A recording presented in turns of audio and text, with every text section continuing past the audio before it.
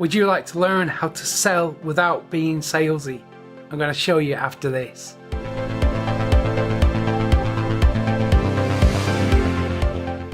Hey everybody, welcome to ProfitCopilot.com. My name is MICK, MEANEY, and this is all about helping you to get better results online. So happy Friday everybody, we made it to the weekend. So today I'm going to show you how to sell without being too salesy. I mean, nobody likes being overtly salesy, right? I mean, you probably just want to focus on creating the awesome content that you produce, or writing effective emails, or delivering maximum value to your audience or to your customers. And the selling, well, that's kind of like a little bit icky. At times it can feel a little bit seedy and a bit sleazy, and you probably don't want to use any of those manipulative tricks in order to get a sale, right? Nobody likes to be that kind of person.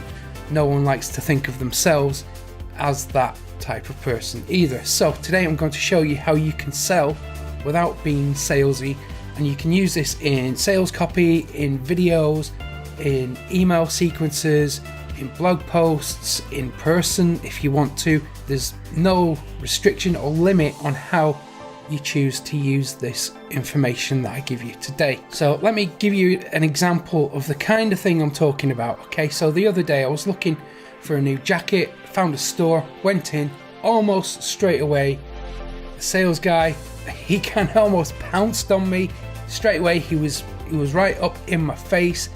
I felt kind of invaded a little bit. He was being overtly salesy. He was immediately asking me questions, which he was probably trained to do, and then he was getting items of clothing and jackets and showing me what he had, and I just didn't like that experience. I felt like I was being pushed into something. I felt like I was being pressurized to make a purchase, and I felt very uncomfortable. So what did I do? I left the store. I will probably never return back there again as a result, but I continued looking for a shop. I found a really nice store that I went into, and I had a completely different experience. It was lovely. There was no big welcome to my store, let me show you what I've got kind of thing. There was a smile and a nod, which was really nice, and there was no pressure. I was just left to look around the store in my own time, to take my time, and then I found the section that I was looking for. I was looking at the jackets, and a voice from behind the counter said, "Excuse me, sir, we have more items in stock if you don't like anything that you see there," which I thought was very helpful. It was low pressure, it was very gentle, and that's all he said. He stopped talking and just left me to look at the items. Again, a few minutes later, he just asked me very gently if there was anything that I had in mind, anything in particular that I was looking for, and I felt that this was a very helpful sales experience. It was a really nice approach to sales where I didn't feel invaded or pressurized.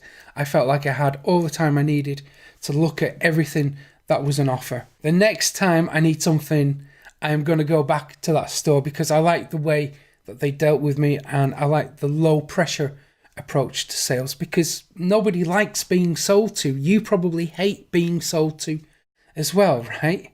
And the funny thing is, most people don't like to sell either. We don't like to put pressure on people. We don't like to make people feel uncomfortable about things. And we certainly don't want to do it to our audience, the people that we really like and the people we spend a lot of our time trying to help. So we don't want to make those guys feel crap about dealing with us, right? And we all have this kind of mental image of a salesperson, and it's pretty unpleasant. It's a pushy guy, a kind of manipulative, high pressure type of person. And nobody wants to think of themselves in that way or to be seen as someone like that, right? But a good sales technique will avoid all of that stuff. And in fact, it won't even feel like you're doing selling at all, because a good sales experience informs, it educates, maybe even entertains a little bit. But most of all, it's helpful. It solves problems. So instead of thinking of selling, think of problem solving. So you're not trying to sell somebody a product or something. You're trying to find the best solution for their needs. You're trying to help them. And this makes it all about them and their needs. I'll get into this more in a second. So when sales are done right, you're helping someone to improve a situation. Okay, it's a really positive thing when it's done right. It's just a shame that we have so many people who do it kind of backwards and think it's about what they can get instead of making it about what they can give. So when you flip it, then the sales experience becomes entirely different. So you're helping someone, you're making someone's situation a little bit better. So how do you sell without being salesy on the internet? Well, the best way that we can do it is through storytelling. So the first tip I've got for you when it comes to selling on the internet without being too salesy and all that stuff, use stories that make it about your customer and not about you. So it's not an opportunity to brag. Okay, people are interested in themselves and their needs only. They're not really interested in you too much. So that's where your focus should lie.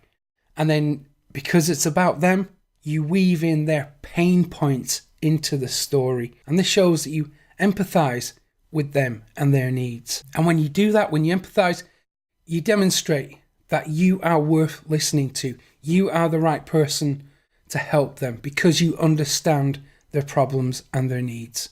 So when you do that, when you use storytelling in this way, describe scenarios that they've probably experienced. Draw on your real life experiences.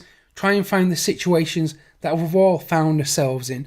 But don't BS, don't bullshit people. Be honest, be upfront. Don't just make stuff up because you think it sounds good. Actually draw on real life experiences.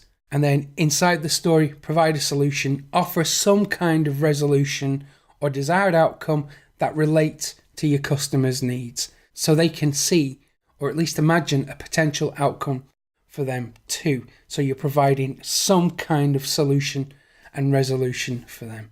And that's it. That's all there really is to telling effective stories. And those stories can be one sentence long or they can be multiple pages long. It doesn't really matter. But the more you do this, the better you become. So practice makes perfect. Practice your storytelling. Practice writing stories.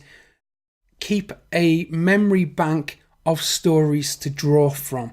And make sure that each one covers all the points that I've just given you in this today.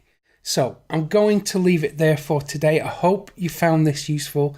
If you have, hit the like button below, subscribe to the channel too, hit that little notification bell and you'll get another one of these from me on Monday. So thank you very much for checking this out. I hope you have a fantastic weekend and I will see you again on Monday. Take care.